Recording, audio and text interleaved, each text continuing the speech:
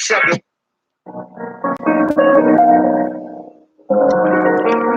They say humans are social animals. They can't live alone. But you can live pretty well by yourself. I tell you, instead of feeling alone, it's better to have real solitude all by yourself.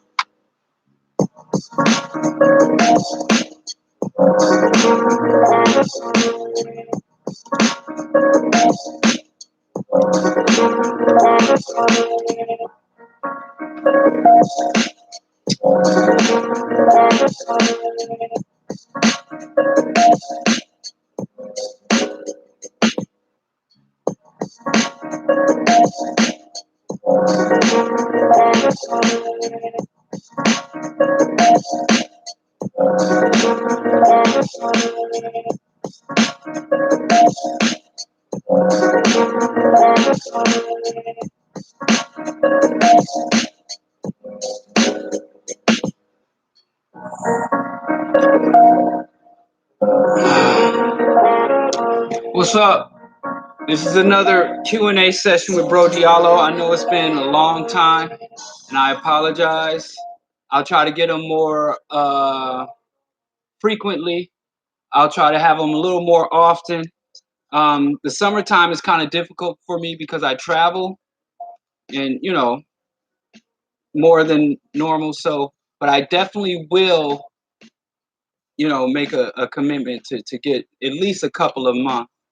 It's just weird times, and a lot of times I try to do it while I'm out of town since I can't do the show. But a lot of times I don't have proper internet access or whatever. But we here, and so if you have any questions, if I can answer them, I will. If I don't have the answer, maybe we can suss it out and seek out the answer together. And barring all of that, I'll just say, me not know where the slackness come from. Me not know. So, but anyway, thanks for tuning in to another Q&A session with Bro.Diallo. We're gonna keep it short. If I start sweating here, I'm sorry. I got some turmeric tea. I'm having some trouble with my shoulder, so I my wife's making me dose on turmeric tea to try to help with that. But anyway, I'm ready for your questions on this hot Chicago summer. 13. So, what's up, everyone? Tonio, Tito, David, Carl, TC, and out of building. That stuff's disgusting. Sorry. Gross. Anyway, any questions? And they don't have to be strictly politics. I got other interests. Video games, comics, pop culture, what I know. Oh, yeah, you saw that white privilege. Yeah, I got a call from Hardline Lens Media. And one guy said he had been sharing this scholar. This guy, he works local activist, a white dude. And he said he was basically talking to other white people about the myth of white privilege.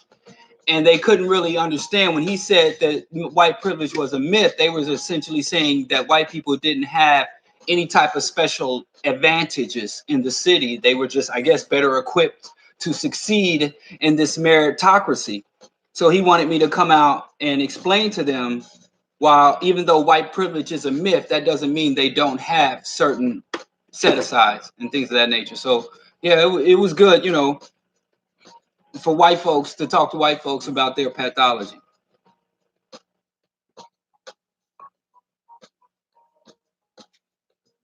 Anarchists and dual power.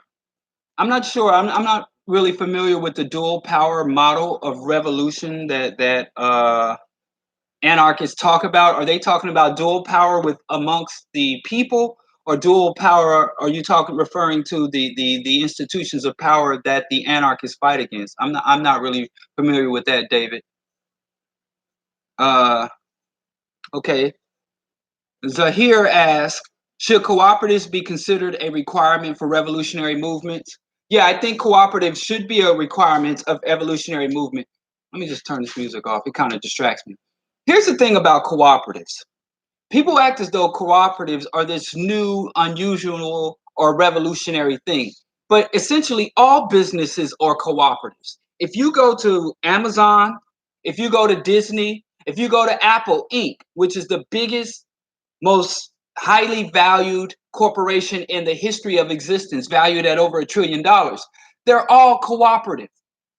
If you go to work and say, I don't care where you work, public, private industry, you could work in healthcare, you could be a teacher.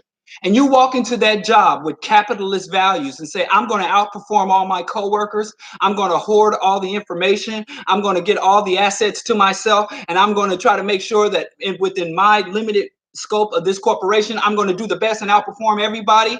They would fire you. They would fire you. I don't care if you could work for the most greedy corporation in the world. When you walk into that unit, you are expected to cooperate. If you're a teacher, you have to share materials. You have to share insights. If you're a scholar, you have to share your research and make your research and your methodologies available. If you work at McDonald's and you don't cooperate with the cashier, you like, I'm on sandwiches and I'm gonna make sure sandwiches is everything, but I ain't tripping off of fries. I ain't tripping off of the hostess. You will be fired. All businesses, all systems are cooperative. The only difference between businesses that we call cooperative and businesses that we call capitalist are capitalist businesses do not give the workers the amount of wealth in return that they generate. If you work for a cooperative, there's two differences. Number one, you should be paid the amount of labor that you generate, the amount of wealth that you generate, meaning that no one in the business is going to make money off of your labor. Everybody has to contribute. So you don't have an investors or owners that are in some other part of the world making money off of your labor. Number two, cooperatives are democratic, meaning that the board of directors or the shareholders don't make decisions about what we're going to manufacture, whether we're going to expand. So cooperatives, only difference between a cooperative enterprise and a capitalist enterprise is that no one is exploited.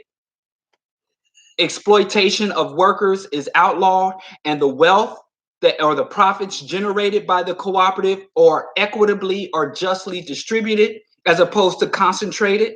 Number two, you get to make decisions about what to do within the business. It's the democratic process as opposed to the authoritarian process. If Amazon was a cooperative tomorrow, all of Jeff Bezos' $100 billion will get distributed amongst the people who actually generate that $100 billion. And if Jeff Bezos wants to make money, continue to make money off of Amazon, he has to come down and do some damn work and make some material contribution to the effort. But other than that, that would be the only difference. The workers get more money. The so-called owners, the parasites, get less money. Everybody has to contribute both, and everyone who makes a contribution to generating the wealth for that company gets a say in how the company's ran. And yes, so every business, every economy is socialist at the core. The only difference between socialism and capitalism is that socialism doesn't allow for the theft of people's labor and resources, and capitalism institutionalized theft of people's labor and resources. So yes, I think any business, and like I said, if you work wherever you work right now, you are cooperative. You are working in a cooperative workspace. And if you go to your job and act like a capitalist, try to hoard everything, hoard all the pens, hoard all the materials, hoard all the information, and refuse to work and compete against your coworkers as opposed to working with your coworker for the betterment of the institution, they will fire your ass. And the same people that promote capitalism discourage capitalism amongst their employees. They want them to cooperate. They want them to share. They want them to have mutual benefits. And when you go to work for the company, they let you wear shirts with the logos, and they want you to take the company mug and come to the company picnic. But they set up the business for exploitation. Cooperatives are set up for development, contributions, and betterment of the community and the workers, not exploitation of the community and workers. So, long story short, yes, Zahir, cooperatives are a requirement for revolutionary movements, revolutionary economies, and for post-revolutionary, for just and humane systems. It's an absolute requirement. What was my last concert and did I enjoy it? Yes, my last concert I went to see was Sheun Kuti at the Harold Washington Performing Arts Center, just around the corner from here on the south side of Chicago. And I enjoyed it immensely. Sheun is evokes every bit of his father. I never saw his father perform, but I've seen his father perform in videos. And this was a more intimate concert space because if you follow Sheun or you're a fan, he does like arenas. But this was an intimate space where there wasn't, they weren't, this was in the middle of the hood, South Side Chicago. And Sheun's just out amongst the people. He don't roll with an entourage. He didn't roll with, security and all that pomp and circumstance, right in the hood. And normally, because I've been to events there before, they got metal detectors, they got all this security, whether it's a comedy show or even if it's a Christian play, they do all that at the Harold Washington Center. This place, it was just brothers and sisters from the Caribbean, brothers and sisters from the continent, and brothers and sisters from the diaspora, all there. It was a magnificent show. He didn't really do a lot of the songs that I like. A lot of times I like when he does some of his father's songs too, but he does a lot of the songs promoting marijuana use. I don't smoke weed and I don't advocate people smoke weed, but I think sometimes when I go to his concerts, I think he just mainly does all of his higher consciousness. He has this higher consciousness, THC, the higher consciousness promoting weed smoke. So that was it. Concert I went before that was Wise Intelligent at the Promontory. Of course, I like going to see Wise Intelligent because I can rap along with all the song. I can't really keep up, man. And so, so a lot of good music. So those were the last two shows, and they're all on the South Side. Normally you have to go up north or go to other people's neighborhoods to get music venues. But I think more artists and more promoters are bringing more artists to the hood and demonstrating that we can come together and commune and socialize together within our community and defeat that false narrative of Chicago being south side of Chicago. Anything south of Roosevelt is just a death trap, because that's all they promote is the homicides and stuff like that. But, those are the last two. What are some things you wish you knew about raising children before you had them? Good question. What are some things I wish I knew about raising children before I had them? Well, my philosophy for child rearing is not really. My philosophy for child rearing is be present and be yourself. That's pretty much it. I wish I knew some more techniques about education, formal education, and teaching techniques and stuff. But my sons were kind of unschooled. They didn't have a traditional education system. I don't know. I should ask my son what he thinks I should have known. But I wasn't really that one of those deep parents like, oh, a child has changed my life. I always thought to myself, I'm going to eventually have children, and I always knew it would be boys for some reason. I was like, I'm going to have boys in a couple, one or two boys, and that's what I have. So it wasn't really much that I did to prepare. Our home has always been one, our children kind of roll with us. Wherever we were doing, our kids were with us. I do kind of wish I no, I don't. Well, we really did it though, but like free range children. I believe in letting children get out into the world. I noticed in Chicago, a lot of parents of boys, I have a 17-year-old son. He just turned 17. They don't let their sons out of the house. They're afraid they're going to get into gangs or drugs or violence.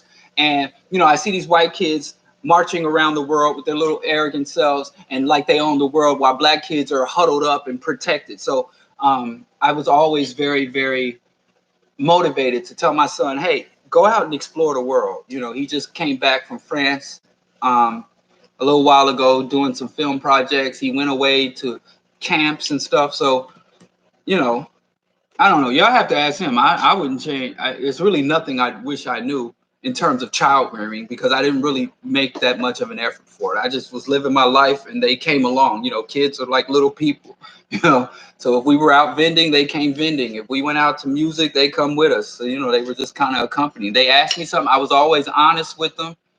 I was always direct and deliberate, you know. So I wish I had more in-depth insights about it in terms of what I would have done differently. But I probably would do the same thing, you know. If me and my wife end up with another kid, I'm pretty much do the same thing. Uh, Same way. Be present and be yourself. I mean, they have, you know, half of your chromosomes they got, so they you. So if they can't get along with you, they can't get along with themselves because they you them. Shit. Um, Oh, hey, happy to catch you live. What are those indoor plants behind you? I want to try the green thumb. Though, these are my wife's plants. Let me see, tilt it up a little bit. She got some plants up there, plants on the other side. That's an aloe vera plant. This big ass plant over here, I don't know. And she got some succulents on the window. But I'm upstairs and we have a deal. All my plants are downstairs, all her plants are upstairs, and we don't really cross pollinate because I don't like how she waters or how she deal with her plants. And she'll tell me to water, and you know, we get signals missed. So I deal with all the downstairs plants, and she deals with all the upstairs plants. And I don't know what these plants are. They used to be small, you know. So I wish I could tell you more. Maybe I'll get Dr. Mingo on here to holler at y'all about what she does with these damn plants. But our house, if you ever come to our house for to have vegan dinner with us, you'll find we got plants everywhere, you know, because we from the jungles, right? Ain't that what white folks told us? So we just want a little reminiscence of our jungle ancestry. TC asks, I was talking to a friend about voting. He said he doesn't vote because there are consequences to engaging in that way, strengthen bourgeoisie domination on a political, economic, and ideological level. Your friend is wrong. Your friend is absolutely wrong about voting. Here's the thing about voting. I always ask people when they say I don't vote, the next thing I ask them is, what's going to be on the ballot? There's only one national election in this country where the entire nation votes, and that's the presidential election. The vast majority of things that you vote on in your district are local, sometimes regional, sometimes state. Whenever you go to vote, you'll notice if you look at a ballot, for every time you vote for a politician or an individual, the vast majority of that, 3 or 4 times, you're going to be voting on an initiative, on a referendum. In some jurisdictions, you even get to vote or give your say on legislative positions. So voting has a very diverse impacts and varying degrees of power. The bourgeoisie don't give a damn. Their power does not rest in your vote. So voting or not voting is not going to weaken or strengthen. Not voting doesn't strengthen the bourgeoisie, and voting does not weaken the bourgeoisie. But you're not voting for liberation. That's the problem. If you have cancer, taking a bath will not cure your cancer. So if someone comes and say, I have a terminal illness, therefore I don't bathe, that's what you call a non sequitur. Two things that don't connect. So you can have cancer and have good hygiene at the same time. And having good hygiene does not preclude you taking other necessary steps to address your cancer. So you're under oppression. But if there's a referendum coming to say, well, we have a referendum or a political policy on whether or not we're going to privatize the water system, like in Flint, Michigan. Flint, Michigan was a political decision. And so if you have a politically engaged community or population, you can do what they call attenuate some of the damages. If they want to come and put a bus depot in your neighborhood, if they want to allow policemen to patrol patrol schools, armed cops, there's a lot of things you can vote on that have nothing to do with one politician or another. There's currently a bill before the state where they want to count prisoners, in Cook County prisoners, black men get incarcerated and get sent off to rural white communities. And those rural white communities get to count those black men as members of their districts, which allows them to inflate their population, which allows them to have more influence on in terms of voting for Congress, allows them to apply for certain federal and state grants. And he's saying if you're incarcerated, the community that you lived in should get your vote, your population, not the community that you're incarcerated in, because jail is not a community. That's a political decision.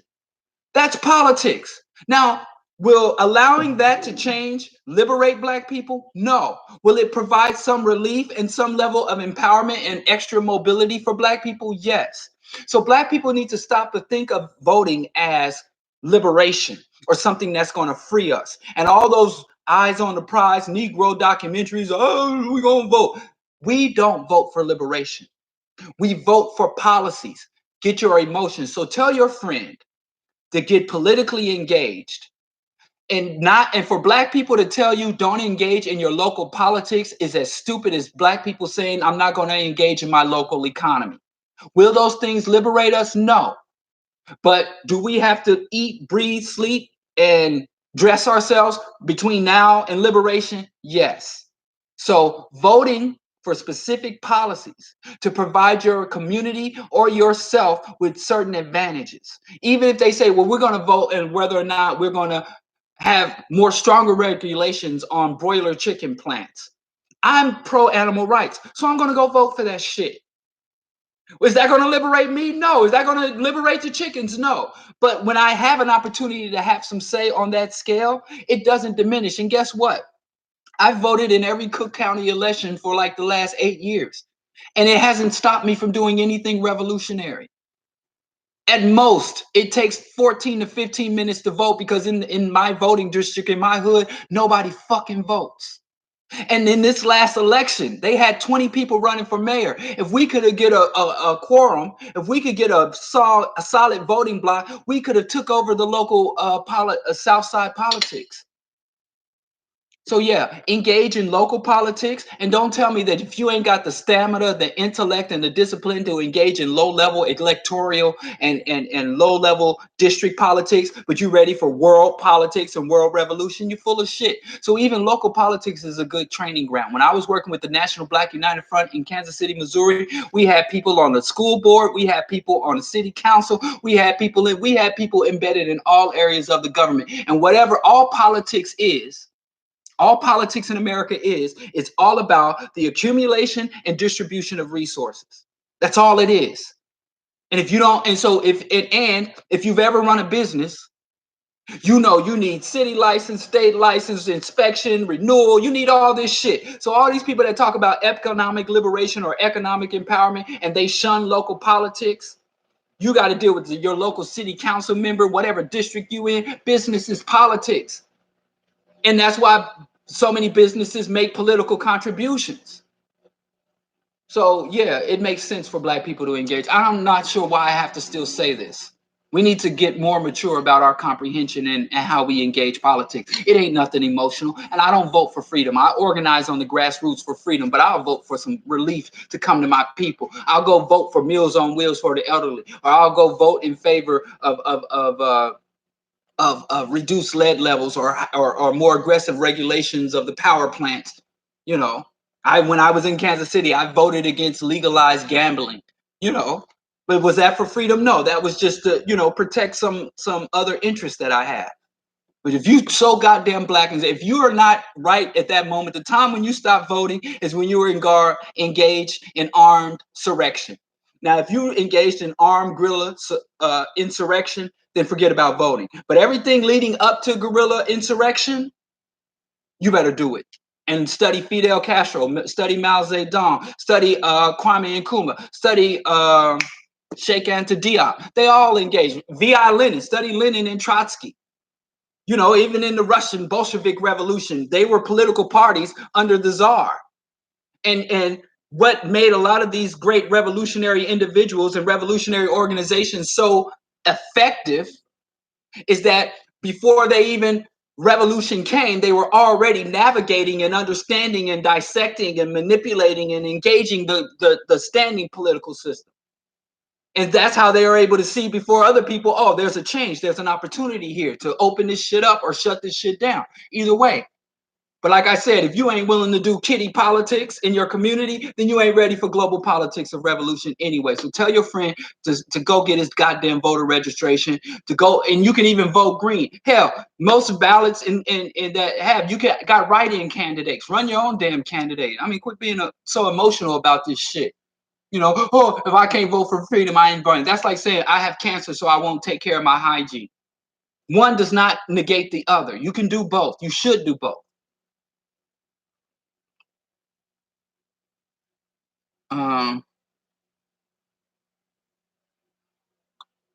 Okay, let's go to the next question. What are some of the best ways and places to start organizing people towards Black African liberation within a community? Oh, shit. Well, it varies per community. Like here in Chicago, New York, Oakland, Houston, in certain places you go, there's already what is called a cultural community. There's already people who are Afrocentric. You might even have some local scholars like on the West Coast, Browder. So when you go into community that has an established cultural community, then you have to go into that and pay your dues. Like in Kansas City, you have the National Black United Front and other, ad hoc group against crime. You have people there organizing. So if you're in a politically active place, you should pay your homage. Don't come there and say, I'm the new voice, I'm going to take over. You have to have what Kwame Ture called organizational discipline. So when I came here, I'm not going to name these people because some of them I'm not really cool with, but I sat down with some people who were already embedded in the community. Well, I'll talk to the people that I am cool with, like Brother Osei, and I sat with other brothers who were, Kofi, aka Eric, who were already active. I asked them, to give me the lay of the land. So if you're in a community that already has a politically active population, a cultural community, then you join that community, you engage, you start to maneuver through that community. And once you're in that community, you start to build and you earn your credentials and you start to make your contributions. Like when I was a member of the National Black United Front, I felt that they didn't have enough green initiatives. They didn't promote enough holistic health. They didn't take advantage of many of the emerging, what they call green movement or sustainability movement. So as I'm there doing, they were really good at supplementary education, local politics, and maneuvering protests, shutting shit down that wasn't right, opposition to police and other things. But I'm like, there's nothing green here. But these are cats from the 70s and the 60s, when there was really, the green movement hadn't really expanded that far. So anyway, as I earned my dues and credentials, I gained a larger voice where I can make a call and say, listen, we need to do this or prioritize that. If you're in a community that doesn't have an active, engaged community, like some people tell me, like my co-chair of the AWC in Virginia, some people in certain parts of Cone, Mississippi, there's no real developed or defined cultural or activist community. When you're in that situation, you have to start cultural. You have to change the culture before you can start getting into the politics and economics. So you can start having poetry readings, cultural film festival, progressive music, progressive arts, discussion groups, study groups, book clubs. You start the dialogue. And you start to awaken people to what, we used to call back in the day, the Afrocentric idea.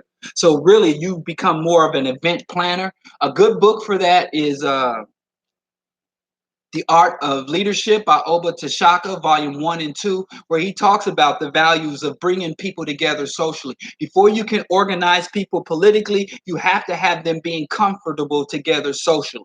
If you cannot trust people just to be in their company and to be comfortable and to be joyous in their casual company, you can't expect people to put their life, their money, their time, and resources up for you. So if you're already established, get in, on the ground floor, earn your credentials, earn your stripe, make a name for yourself within the existing cultural community. And if you see deficits there, you can make a branch off to your own community. While I was a member of MBUF and working with the Sons of Man organization, I started the BOOM, the Black Oppression Opposition Movement, a more radical movement, because like in the MBUF, we had people who were members of the city council, people who were on the school board, even the president of the school board was a member of our organization, so they couldn't call for overthrow for revolution, black revolution, because that jeopardized their ability to work our agendas within those mainstream organizations. So I formed a radical branch off of that could be more radical, that didn't have those ties and obligations. So that's how I hope that's clear. We could talk about that more in detail. I'm actually working on either a short book or an extended essay on trying to work with and organize Black people for liberation and more radical outcomes. Okay. Okay, that's Tito. I told him that, bro. Okay. And if I miss your questions, it's not because the feed kind of jumps. Y'all can see. So if I have to go back.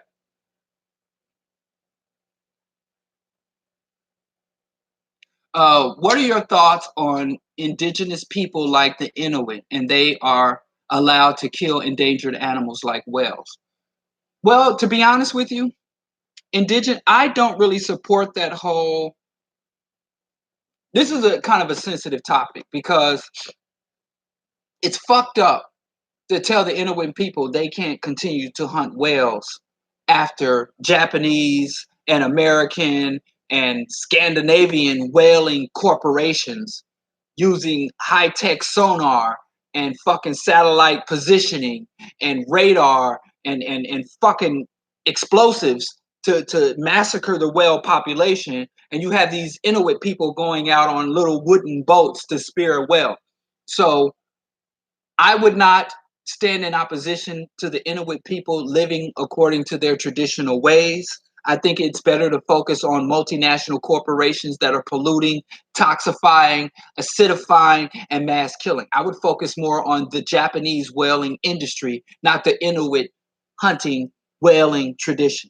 So I'm like, let them go and fight the real monster, because the Inuit have lived in that region and had been whaling sustainably for generations. So they are not the problem. So let them at it. Let them do their shit and fight the real fucking, But I would not. But if the Inuits adopted capitalism and industrialized their whaling system, then I would oppose them just like any other capitalistic ecocidal system.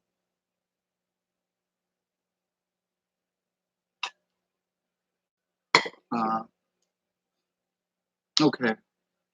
New African nationalism and Pan-Africanism, are they able to coexist, or are they opposed to each other? What are your thoughts on the Republic of New Africa?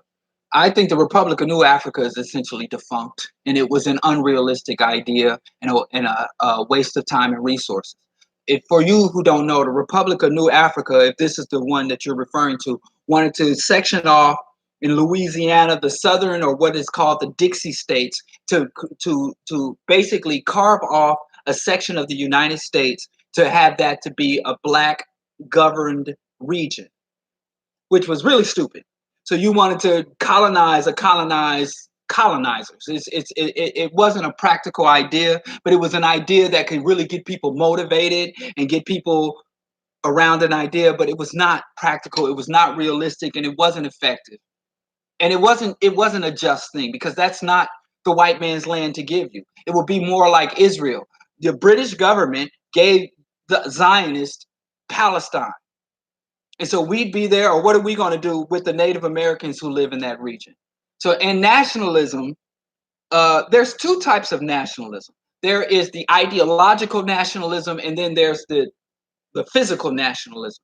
Malcolm X advocated for nationalism, which was synonymous with Black militancy and Black cohesion, and Black people adopting a cohesive ideology, a cohesive agenda to advance our interests. That's ideological nationalism.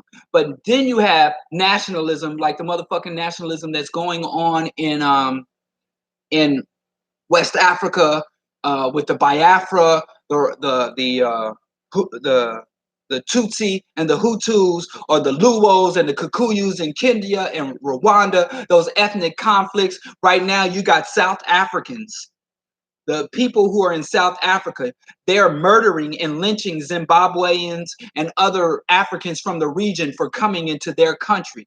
You know, that MAGA shit, protect their borders. They've got border and regional conflicts all over Africa. That is structural or political nationalism. That's the shit that Hitler was in, our borders. I don't support that form of nationalism.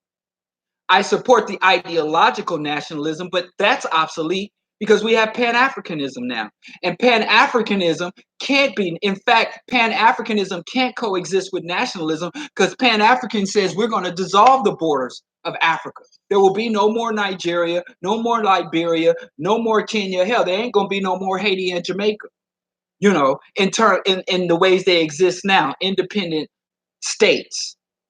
Pan-African essentially says you will have to subordinate your national interest to the interest of the global African community.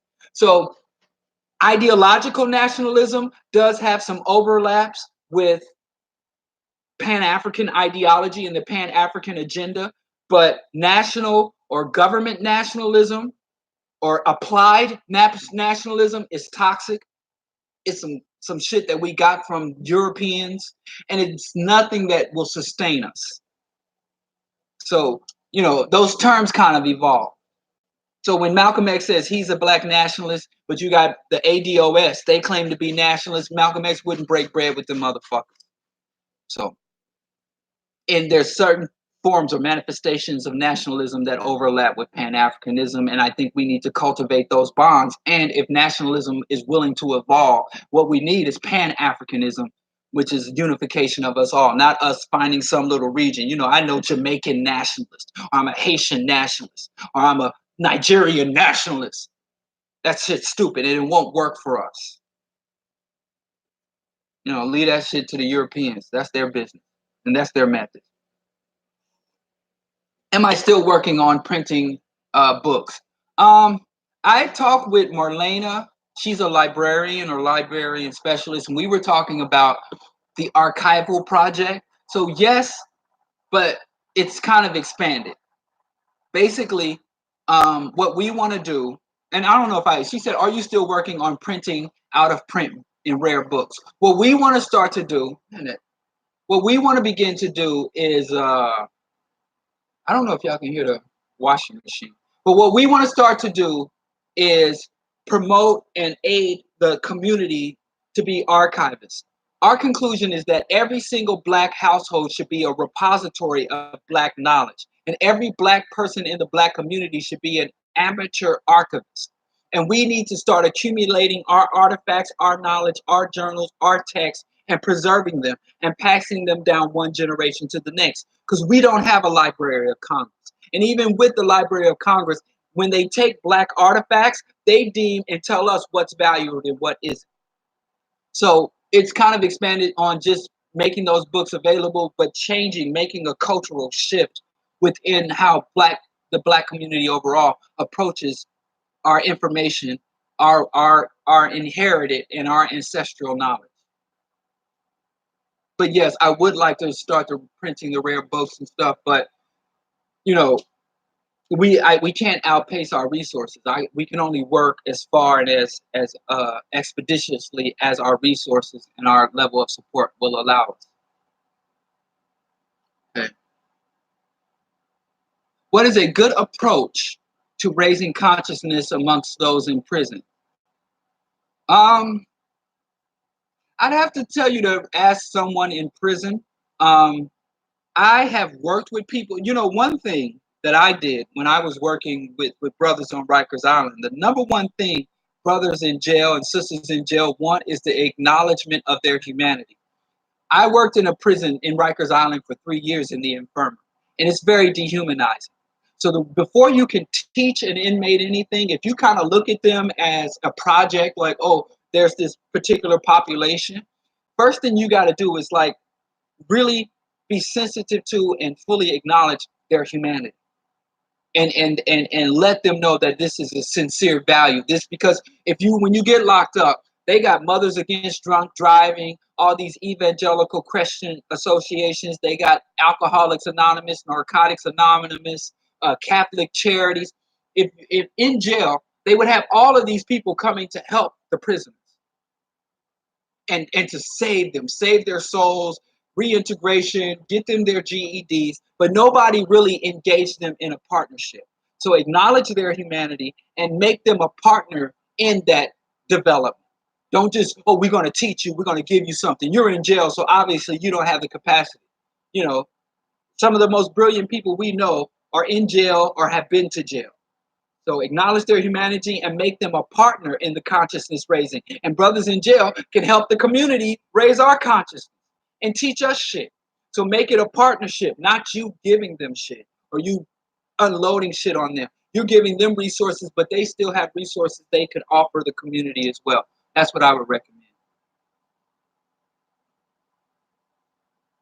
Why is economic instability, Carl asks, why is economic instability and wage stagnation not brought into the conversation when the inability of Black men to provide is mentioned? I would think because if you acknowledge that the system is the reason that Black men suffer, that means you have to be in opposition to the system. But if you blame the Black men, then you can be in opposition to the Black men. And Black men, we don't have aircraft carriers, nuclear bombs, and all that other shit. So Black people in general, from all walks of life, like to blame the victim. And blaming the victim isn't just because you're evil, it's a tactic that allows you to absolve yourself. So I'm a good person because I want to do what's right. And by doing what's right, I stand on what's right and I'm a decent person. But if you acknowledge, well, the system is the real problem instead of the people who are victim by the system, then you have to say, I'm a coward and I don't want to confront power. So I will cooperate with power for a little share and a little relief to come from power. And I'm willing to shit on the masses in order to enjoy some comforts of the system. So they blame Black men because Black men are an easier target and a more favorable enemy than the system. Because the people who control the economy are much more powerful and much more capable of defending themselves. Let me go. I'm going to go close this door because the thing is on the thing and it's making a lot of noise, which is distracting me. I'll be back in 3 seconds. Give me 1 second.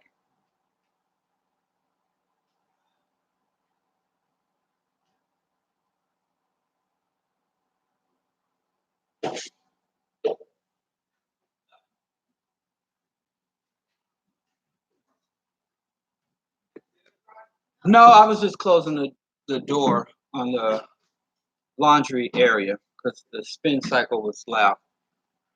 Okay. Many understand why some Black women don't mourn advocate for Stephen Clark post-death. But when Black gays state the same for Nipsey Hussle because of him perpetuating anti-gay rhetoric, we wrong. Your thoughts? My thoughts on Nipsey Hussle. I don't know what Nipsey Hussle said about gays. All I knew about Nipsey Hussle before he died was he said, fuck Donald Trump.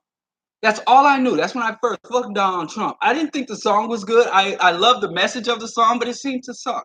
And I don't know what Nipsey Hussle said about gays. I can't name any of Nipsey Hussle's songs besides Donald Trump. And he came into my full consciousness after he was killed. So I can't really speak. What did Nipsey Hussle say about the gays? And I'm not really a part of that. So it depends on what he said. I don't know what he said. You said the gays stayed the same. Did he say the same about the gays? Because Stephon Clark was literally advocating for the annihilation of Black people. He said he didn't want Black offspring, that he didn't want to reproduce with someone who was Black because he didn't want Black offspring. So is that what he said? Was Nipsey advocating for the extermination of Black gay people? Or for the non-existence of? I don't know. I can't answer. I need more information. I've heard that in the background, but that's a little bit after my time. You have to ask me about KRS-One, Eric B. and Rakim, MC Blowfly. You got to ask me for anybody that came out after 2012. I don't know shit about them. Sorry, I wish I could answer that question, but I'd have to know specifically what he said. Did what Stefan Clark advocated, did he just diss gay people? Because I don't mind black people dissing black people.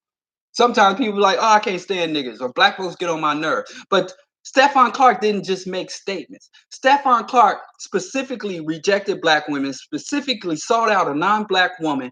When he had a child with this non-black woman, he celebrated the fact that his children didn't have African features or characteristics. And then him with this non-black woman would mock, demean, and attack black people, black women in general, black people in specific, and celebrate the fact that they were diluting or advocating for the essentially the destruction of the black phenotype. So I know what Stefan Clark said. I don't know what Nipsey said. Because I didn't really follow him. So maybe you can give me some information on what he said and I can speak better to that, TC. Okay, without justice, what is your view on preventing black genetic annihilation? Number 1, reject homosexuality. Number 2, reject sex with white people. Number 3, protect the black family, black man, blah, blah, black man, black woman, black child. Rejecting homosexuality does nothing to preserve black genetics. And furthermore, there is no such thing as black genetics. Black is a culture, but black is not, there's no genetic foundation. So now what you're talking about is the African phenotype, and homosexuality is absolutely no threat to the black phenotype. And in fact, there's no evidence that homosexuality being allowing, because when you say homosexuality, what you're essentially saying is allowing gay people to go be gay together. There's no evidence that that has any type of negative impact on a people's reproductive capacity. But economic issues do. You know, distribution of resources and justice and education, women's education, and that shit, or even access to reproductive education and contraception. That all impacts the quality of our families. But homosexuality, when you can find me the peer-reviewed research to show me that some dude over there being gay is impacting me and my wife and my children in here in our home, then maybe we can again. But there's no evidence that homosexuality is a threat to the black. There is no the black phenotype. You're not talking about, there's no black genetic. You know, there's the phenotype of black people. Reject sex with white people. Again, I think you should reject sex with white people if you don't want to have sex with white people. But if you are a black man or a black woman that has a desire, a drive, a need, or whatever to be with a white person, don't do us any favors. Go satisfy your desire. The last thing we need is black people being with other black people as some type of burden or obligation. If you're not enthusiastic about being with a black person, you're not worthy of being with a black person. So don't be with me because of the revolution. Yeah, my wife is revolutionary and all that, but I'm with my wife because I am attracted to her and all that. I ain't gonna get into my business because my wife, she probably eavesdropping in my business anyway. But I'm saying I'm not with my wife for some grand scheme. I'm with my wife for many selfish and personal reasons. So when it comes to your intimate relationships do have political impacts. But if you think your politics are going to help you endure living with somebody, cohabitating, sharing your life and bodily fluids with somebody, politics will only get you so far. So my position is black people that want to be with white people, go be with white people. And I don't consider them to be a threat to our genetic survival either, because even statistically, even if you don't buy the one drop rule, black and plus white equal black, even if you don't buy that shit, 90%, like 97% of black women and close to like between 87 to 92% of black men are with black people. So black people in being in interracial relationships, at least in the West and most of the parts of the world, it's not a threat. It's only, but there are people who claim to be anti-interracial relationships, and that's all the fuck they focus on. Like, they don't do anything. Instead of trying to tear down interracial families, support black families. And the interracial families, they'll help them anyway. They got good credit scores. You got a white spouse, your credit get a bump. So they all right. Leave them the fuck alone to do their shit. So they're not a threat to black people. I don't define them. And protect the black family. Okay, that sounds good. I'm not really sure how you do that. You know, I think the term protect is bastardized when we talk about protect. What I would say, instead of saying, so homosexuality, if you are a homosexual, please by no means suppress that. Don't go get you a man or a woman. If you're a homosexual woman, don't go marry a man out of obligation to the black liberation struggle. You can be black, radical, revolutionary, Pan-Africans and have you your woman. If you're a gay man, by no means suppress that and go be with a black woman thinking that you're preserving our genetic. We'll be fine, number one. Number two, if you don't have a desire, if you look at white women and they do it for you and that's what wakes you up inside, then don't go and be with a sister and out of some obligation. She don't need your favors. She don't need your pity or your mercy. Go be with the white woman. We'll be okay. And number three, in terms of protect, forget protection, cooperation, communalism. So cooperate, connect black families. We need the multi-generational family to come together. We need to understand that the communal family, your community is your family. In the African tradition, every adult man is your uncle. Every adult woman is an auntie. If it's not your father, if it's not your mother, grandmother, yaya, baba, then it is an uncle. So instead of this notion of protect, because that tends to get paternalistic and macho and, clowns marching up and down the streets with AK-47s, forget that nonsense. We need communal, we need cooperation, sharing resources, shared agenda, shared ideology. So instead of protect the black family, let's say connect the black family, communalize, socialize, organize the black family. And then protection will be a byproduct of that. You can't protect without cohesion. So I hope I answered your question. Homophobia. A phobia is an abnormal fear, is an irrational fear. So if I have a phobia of spiders, now being scared of spiders is one thing, but having a phobia of spiders when the spider is no threat, where you can't even look at a drawing of a spider. So homophobia, which I am a former homophobe, I won't deny it. If you knew young Diallo, Bro.Diallo in my teens and 20s, even though half my friends were gay dudes, I was still homophobic. But you can have gay friends and be homophobic. I was. Hell, I loved women. You could love women and be sexist. You could have you could be a white person with a black spouse and be racist. That shit happens. But I had an irrational fear because I used to believe, if the gay men don't fight like black men and lesbian women won't have children and then we can't reproduce ourselves, genocide, bullshit. But then that was really based in when I had religious views. I grew up Christian and Islamic rhetoric, Leviticus, but as I became more rationalist, it's an irrational fear. There is no African society that was disrupted or even brought down by homosexuality. It's not anything we have to fear. And if you want to know, now the gay rights movement is something else. And you can Google Bro.Diallo and gay rights and see what I say about the gay rights movement, which is different than black folks just being who they are. And I hope I helped you with that without justice. James Thompson, not sure if you address this, but should we push for land as part of reparations, seeing how it's stolen land?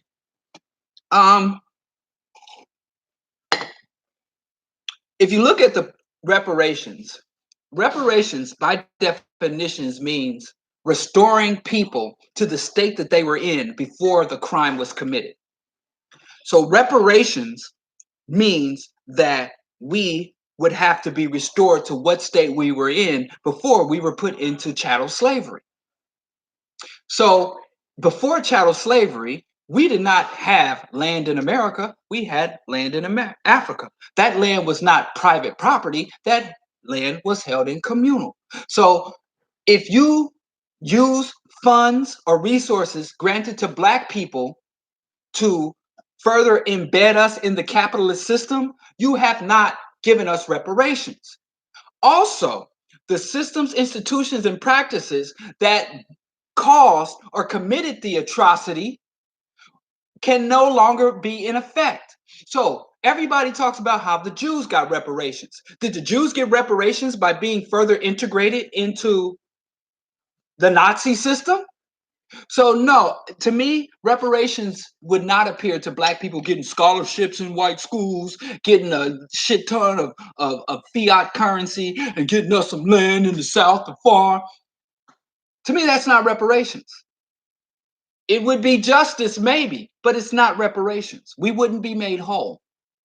So as far as the reparations, to me, reparations for African people, like Bobby E. Wright said, blood debts must be paid in blood. To me, reparation is the full restoration of all our African people. You can't take African people from the United States and give us reparations, but you're going to leave Haiti, Costa Rica, Panama, Nigeria, Ghana. You're going to leave all those places as is and disrepair black people in the United States, even though you know that it was a triangle trade route. So Southern plantation, if I was a Southern plantation owner and I had a boll weevil infestation, I would take and my crops didn't come in, I could take 200-300 slaves, pack them up, march them down to the coast and ship them to Jamaica. Or if I have a new land, let's say I got me a plot of land and my brother or my cousin dies and I inherit his plot of land, then I gotta go buy a load of slaves. So I go back to the coast and I go buy me 45 Dominican slaves and I bring them to there was we were chattel. We had no citizenship. So you can't repair, if the crime was done when we didn't even have citizenship, how are you rooting the reparations in citizenship? African people were attacked and oppressed on a global scale. Any reparations that is not global is not reparation. It's a payoff. It's integration. It's welfare. And I'm not against welfare. Get your food stamps. Get whatever money the money gives you. But if they give us this fake ass partial reparations and we don't take those resources and put it towards global African, Pan-African reparations and liberation, then we have betrayed ourselves. Then we become race traitors. So if I got a reparations check tomorrow, those resources would go into global liberation. Y'all can call it what y'all want. But I'm really, I've talked to people within NCOBRA and all of that. So no, just giving black folks land is not reparation in the United States. But I don't say, don't reject it. Take the money, take the land, and rework that shit. Flip that shit back to the liberation struggle. That's my thing. I'm a radical. I'm a revolutionary. I don't want relief. I want liberation.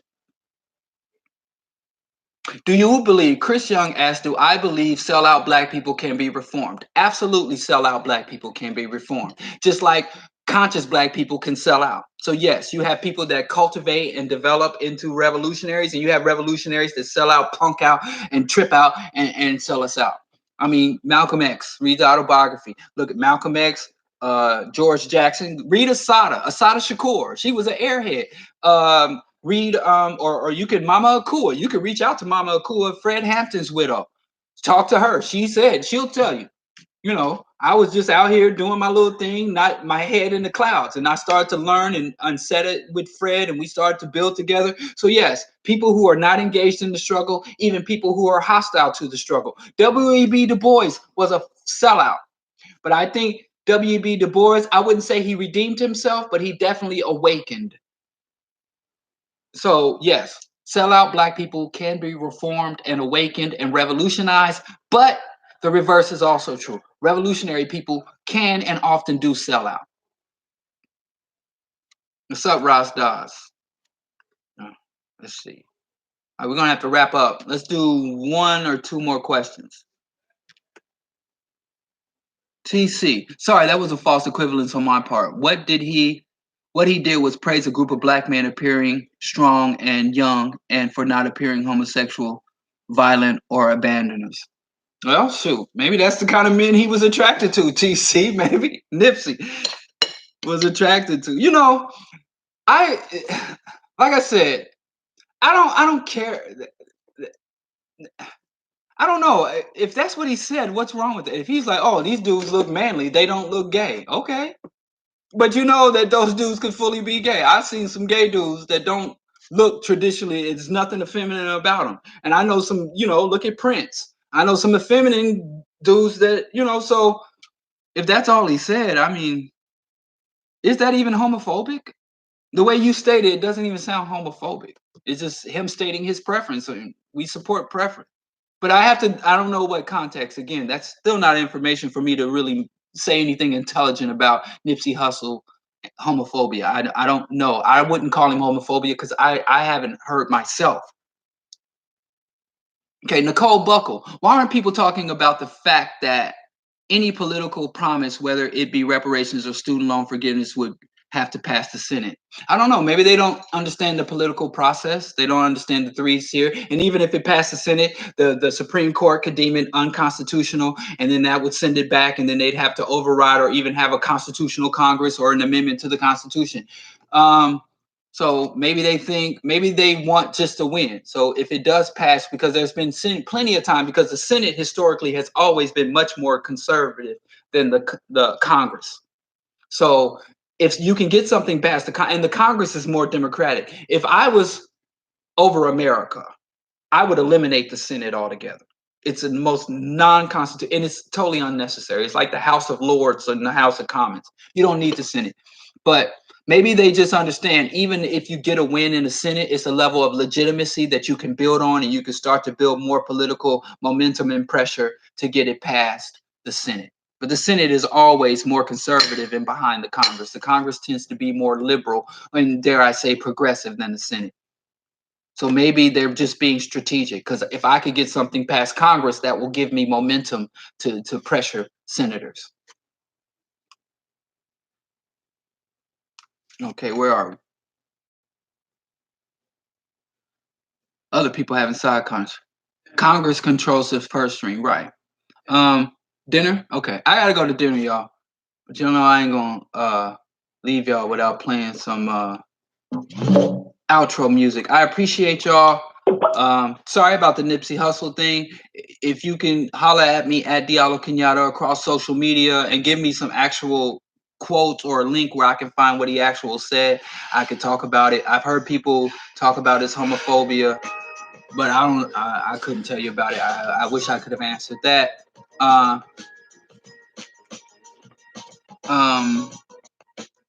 But that's it. Thanks for sharing. But anyway, sorry about I have to cut y'all off. I really enjoy these sessions talking directly to y'all when I'm broadcasting on the radio. I have to just kind of run down the show. But yeah, and the Bro.Diallo show will be back on the air tomorrow. And I'm leaving tonight. I also broadcast this on the gram, because I'm not doing it on Facebook. Facebook keeps kicking me off for hate speech, and I just can't. So I either have to stop being hateful or stop putting stuff on Facebook, and I'm gonna keep being hateful. I don't see myself as hate. One man's hate is another man's love. But anyway, good night, y'all. Bro.Diallo, DialloKenyatta.com. Subscribe to my this and link on that. Oh, y'all know what y'all supposed to do to support a brother on this interweb. Good night. Oh wait, that's not a good. Okay, this is sucky at outro music. It's the best outro music I got. All right, good night, y'all. What do I do? Oh, here it is.